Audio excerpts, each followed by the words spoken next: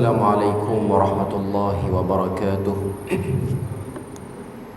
Innal hamdalillah nahmaduhu wa nasta'inuhu wa nastahdihi wa nastaghfiruh wa na'udzu billahi min shururi anfusina wa min sayyiati a'malina. Man yahdihillahu fala mudilla lahu wa man yudlilhu fala hadiya lahu.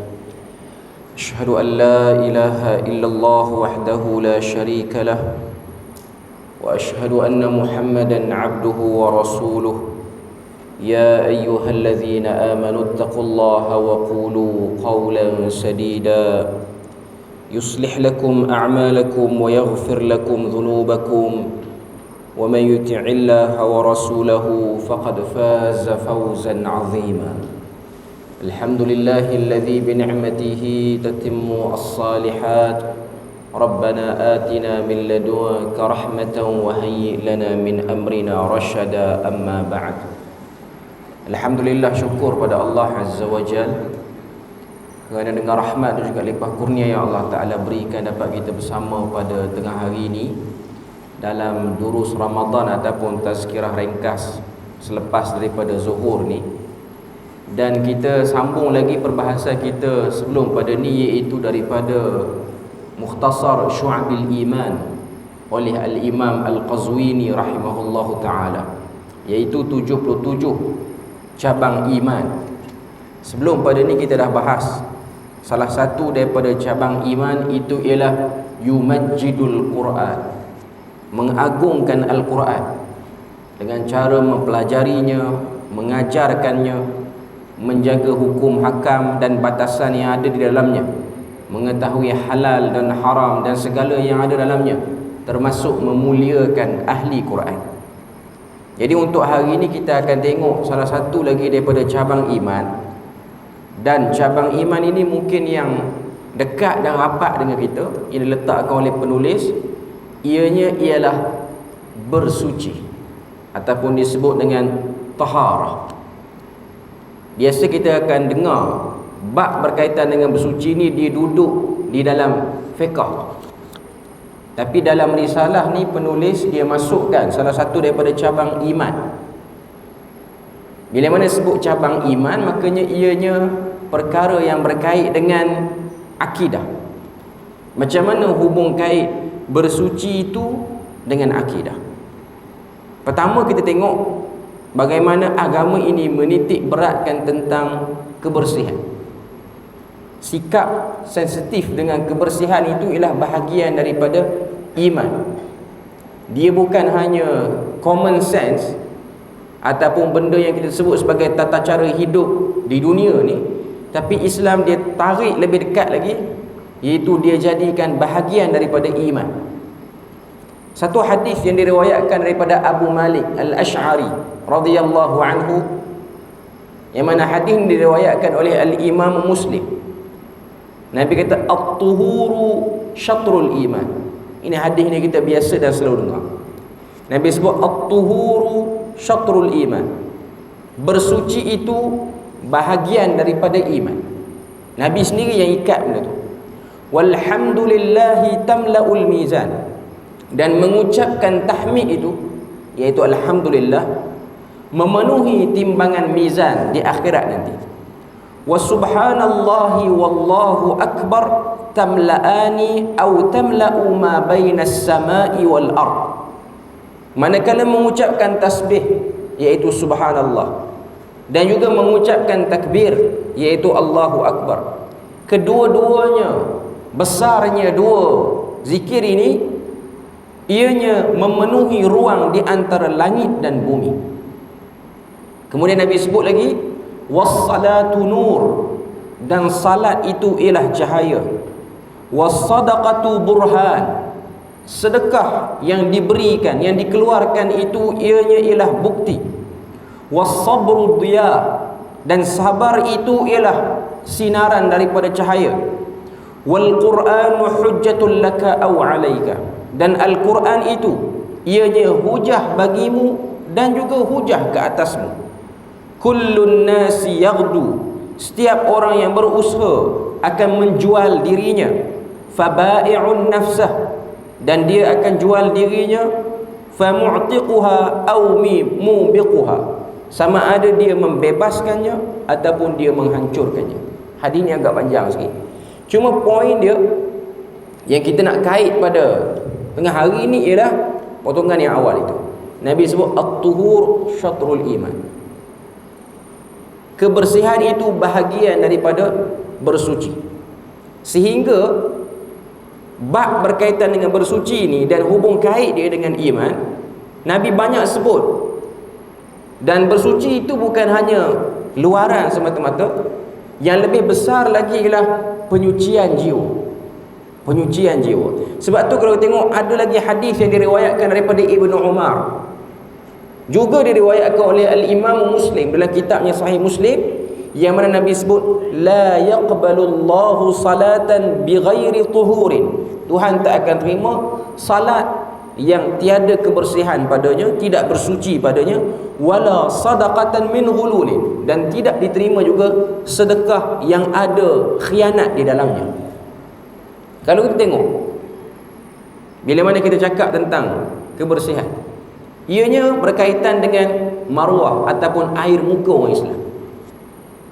Dalam banyak bab kita menekankan aspek ni, iaitu orang Islam ni dia ada portion ni, bahagian ni dia ada.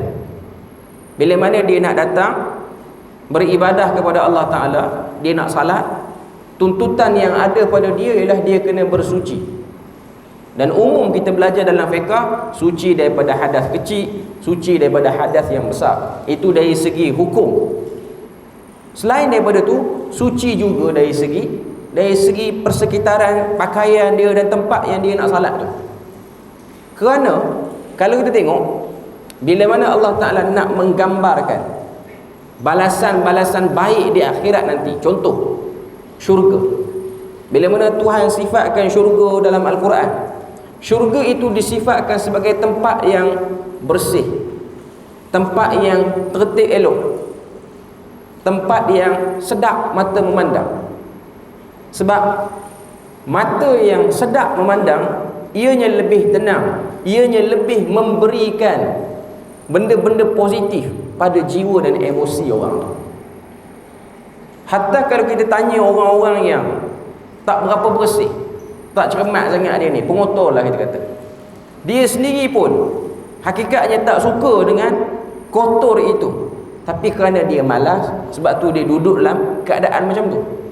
Sebab tu ada satu hadis, walaupun hadis ni ada sikit orang kata apa, dia punya perbahasan tentang statusnya, tapi hadis ni nak tunjuk pada kita tentang bagaimana Nabi ni dia letakkan benda ni sebagai prioriti.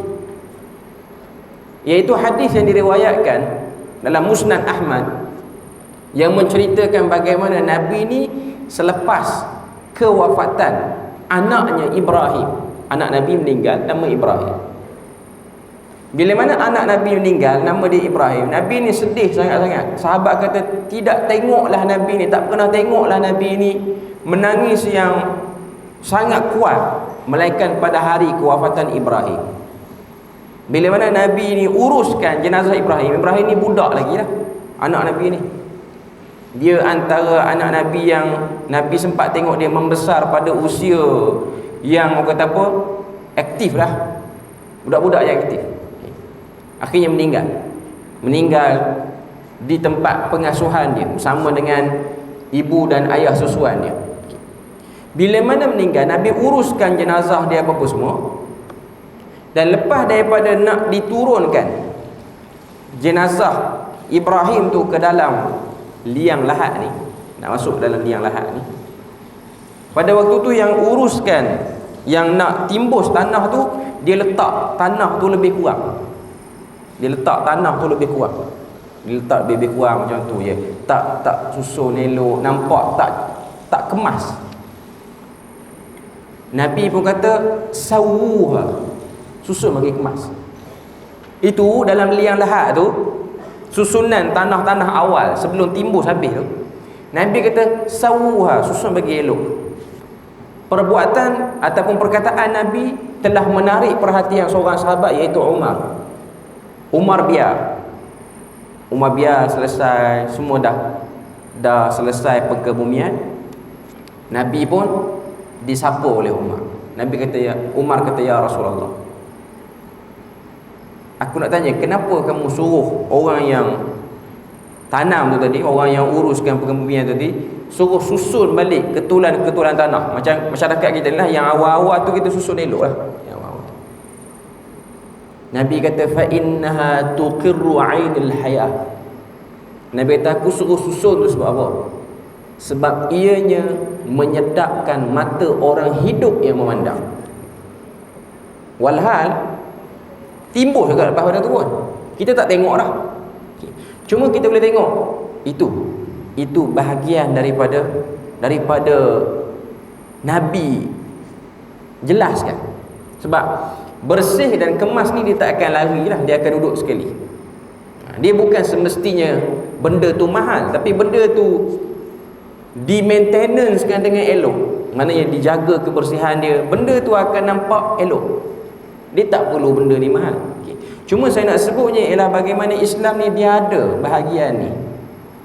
Sepatutnya orang Islam dia lebih atas berbanding orang-orang agama lain bila mana bercakap tentang kebersihan. Dan sepatutnya negara-negara orang Islam lebih ke hadapan pada kebersihan berbanding negara-negara orang lain, kerana ianya bahagian daripada pelajaran, bukan takat pelajaran fiqh harian, bahkan ia dikaitkan dengan iman. Nabi sebut at-tuhur syatrul iman. Orang yang bersih dia ada portion keimanan dia. Dalam erti kata lain, kita boleh tengok kata-kata Nabi ni, orang yang tak bersih hilang sikit portion iman dia. Itu sebalik daripada hadis tu. Jadi ini benda dan perkara yang menarik pada perbahasan ni, sebab dia nak sebut bahawasanya antara ciri-ciri yang menunjukkan orang tu ada iman ialah dia suka pada kebersihan dan dia try untuk berada dalam keadaan yang bersih. Kebersihan yang kita bahaskan ni ialah kebersihan luaran, tapi yang lebih utama lagi ialah bersih hatinya, bersih percakapannya, bersih perbuatannya, dan bersih segala benda yang dia buat dalam hidupnya. Itu ialah kemuncak kebaikan kepada orang Islam. Ada orang dia bersih, rumah bersih, tapi pekerjaan dia, urus takbir kerja dia kurang bersih. Percakapan dia dengan orang dia kurang bersih. Niat-niat yang dia duk buat hari-hari ni, bila mana dia nak buat apa-apa ni, dia kurang bersih. Sebab tu kita nak tengok ada satu lagi hadis yang dinilai hasan daripada Abu Kabsyah As-Saluli, daripada Thauban radhiyallahu anhu. Nabi kata, istaqimu walan tuhsu. Nabi kata, istiqamahlah kamu walaupun kamu tak mampu sempurnakannya. Memang nak cakap tentang bersih ni, terutamanya bersih-bersih pada aspek lain, bukan pada aspek material saja. Aspek dalaman pekerjaan ni, ia bukan senang. Tambah dengan zaman yang penuh komitmen ni, manusia digoyahkan dengan komitmen sehingga kadang-kadang dia pilih jalan yang tak bersih juga untuk selesaikan satu benda. Nabi kata dalam hadis ni, istaqimu, istiqamahlah kamu, walan tuhsu, walaupun kamu tak mampu. Wa'lamu, dan ketahuilah, anna khaira a'malikumus salat, bahawasanya amalan yang baik itu ialah salat. Amalan yang paling tertinggi itu ialah salat. Wala yuhafizu 'alal wudu'i illa al-mu'min, dan tidak ada sesiapa yang dapat menjaga wuduk melainkan golongan mukmin. Tengok hadis ni. Pertama Nabi kata istaqimu, istiqamahlah kamu, ataupun bahasa moden sekarang kita sebut konsistenlah. Sebab tu Abdullah bin Mas'ud dia pernah sebut, al-istiqamatu khairum min alfi qaramah. Orang yang boleh konsisten dan ada konsisten pada diri tu, ianya lebih baik daripada 1000 karamah yang pelik-pelik lagi. Orang yang boleh konsisten, itulah karamah dia. Konsisten walan tuhsu, dan memang kita akan rasa berat untuk konsisten ni. Wa'lamu, ketahuilah, untuk menonggak ataupun menyangga amalan konsisten ni ialah dengan salat. Orang yang salat, maknanya bukan salat 5 waktu sajalah. Semua salat lah, termasuk salat sunat apa-apa semua dia buat. Salat itu yang akan menyebabkan orang tu dia boleh konsisten. Kalau dia tak salat, dia akan hancur konsisten dia. Dan cara untuk menjadikan orang tu sentiasa boleh bersalat dan ringan untuk bersalat ialah yuhafiz 'alal wudu. Menjagalah kamu pada wudu. Sebab diri yang bersih akan mudah untuk buat ibadah. Tapi kalau diri yang kurang bersih, dia payah. Sebab tu kita akan tengok ada orang buat alasan tak nak sembahyang sebab tak ada kain pelekat. Tak ada kain pelekat yang alasan dia. Seluar saya tak bersih. Dah tak bersih pakai apa-apa. Jaga kebersihan seluar tu sehingga dia jadi macam mazhab kain pelekat dah. Tak ada kain pelekat dia tak nak sembahyang. Kerana alasan tu. Padahal kain pelekat yang disediakan di masjid surau pun kadang-kadang tak bersih juga. Bukan orang basuh selalu. Nak kalau masjid-masjid kampung bukan ada hantar laundry pun selalu. Sama juga bahagian perempuan pun dia tak rasa tak boleh nak salat kalau tak ada telekung. Tak ada telekung ni tak boleh nak salat. Jadi dia duk tengok tunggu ada tak telekung. Kerana benda-benda seperti itu. Tapi kalau dia tu orang yang bersih, okey, dia boleh solat terus. Dia hanya perlu jaga wuduk dia. Dia tidak terdedah pada benda-benda yang mengotorkan diri dia. Dia boleh solat. Ringan, mudah. Menariknya hadis ni sebab Nabi kait daripada konsisten sampai pada wuduk. Nabi kata konsisten.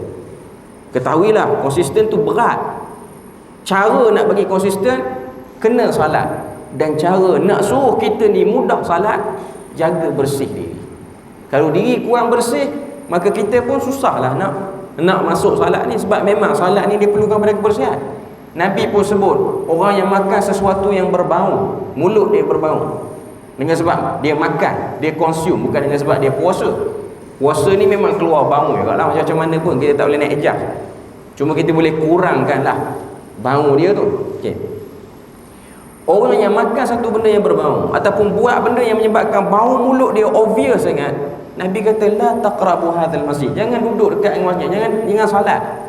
Sebab benda-benda ni boleh mengganggu konsisten orang lain dan boleh menyebabkan orang tak datang salat kerana benda-benda macam tu saja. Kita mungkin di sini kita boleh kata, alah alasan macam tu pun tak nak dia salat. Tapi ada orang dia titik beratkan benda tu. Dia datang salat dia ada orang bau something semua. Dia jadikan alasan walaupun hakikatnya itu bukanlah alasan yang kuat untuk tidak datang ke masjid pun. Tapi ada orang dia melihat benda tu sebagai utama. Tapi Nabi ni dia suruh kita jaga. Sebab itulah ada arahan bila mana nak datang salat Jumaat, Nabi suruh sahabat-sahabat ni mandi. Nabi suruh pakai pakaian yang bersih dan ada bau-bauan yang wangi. Sebab keluarnya hadis tu ialah kerana ada sebahagian orang yang dia ni jarang mandi dan dia pakai pakaian yang material dia tu tak serap peluh, menyebabkan dia masuk masjid bau peluh bercampur dengan baju yang blok peluh kita tu, dia macam berkuap dalam masjid tu. Walaupun masjid Nabi ni bukan tertutup macam sekarang. Itu antara sebab urut hadis tu. Ada satu kabilah dia datang jauh jalan, baju dia orang tu dia mirip macam benda yang material yang orang buat guni beras tu. Guni kita sekarang ni dah elok lah guni plastik, tapi nak katanya zaman dulu anyaman dia tu. Okay. Jadi Nabi kata siapa-siapa nak datang salat mandi. Jangan datang kalau kamu tak mandi. Sebab zaman dulu dia punya nak dapat air tu payah. Jadi dia orang taklah mandi macam tempat kita ni selalu mandi. Dia mandi jarang-jarang. Kalau orang yang duk duk negara Arab ni, dia tahulah kebiasaan orang Arab yang jarang mandi dengan sebab portion air negara dia tu tak banyak. Dia bukan macam kita Malaysia ni mandi selalu, kita kerap mandi. Sebab memang cuaca negara kita macam tu. Ustaz tahulah dia pernah duduk di bersih. Saya duduk di Jordan. Di Jordan ni lagi jarang mandi orang. Sebab dia salji dia apa semua ni menyebabkan seminggu sekali mandi apa semua. Jadi dia orang datang Malaysia dia buat perangai sama juga. Tu yang masalah sikit. Unimed ada foreigner kan? Ada foreigner tuan-tuan tahulah. Okay, maknanya dia perangai tu Nabi tak suka. Datang jangan bagi orang tahu pun bau dia. Benda tu concentration solat tu boleh ganggu. Bila mana solat tak concentrate, kita akan fikir macam-macam. Poin dia ialah pada tak bersih je. Poin dia. Kita akan fikir macam-macam, kita akan datang segala keserabutan hanya kerana tidak bersih. Sebab tu dia agak menarik perbahasan ni, dia kaitkan bersuci itu dengan bahagian daripada iman. Bahagian daripada iman.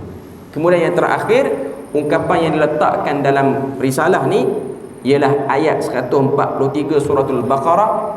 Allah Ta'ala sebut, wa ma kana Allahu liyudhi'a imanakum. Allah Ta'ala sebut, Allah Ta'ala tidak akan hilangkan bukti keimanan. Nak kata apa? Sebab iman ni dia banyak cabang. Jangan kita pandang enteng pada cabang-cabang yang kecil ni, hatta pada isu bersuci ni. Ianya ialah bahagian yang boleh memberikan tambahan iman pada orang tu. Dan iman inilah yang akan dinilai oleh Allah Ta'ala di akhirat nanti. Jadi marilah kita sama-sama menjadi orang Islam yang melihat nilai-nilai ini dengan pandangan yang lebih jelas dan yang lebih tinggi lagi, iaitu kebersihan ialah keimanan. Ianya bukan hanya nak suruh orang hidup dalam keadaan elok, tapi dia lebih pada tu lagi, iaitu keimanan, hubung kait di antara dia dengan Tuhan. Jadi kita berpada situ ya kot untuk tengah hari ini. Moga Allah Ta'ala beri rahmat dan berkah. InsyaAllah kita akan tengok beberapa lagi cabang-cabang iman yang lain untuk siri-siri yang akan datang. Subhanakallahumma wa bihamdik, asyhadu an la ilaha illa anta wa astaghfiruka wa atubu ilaik. Wassalamualaikum warahmatullahi wabarakatuh.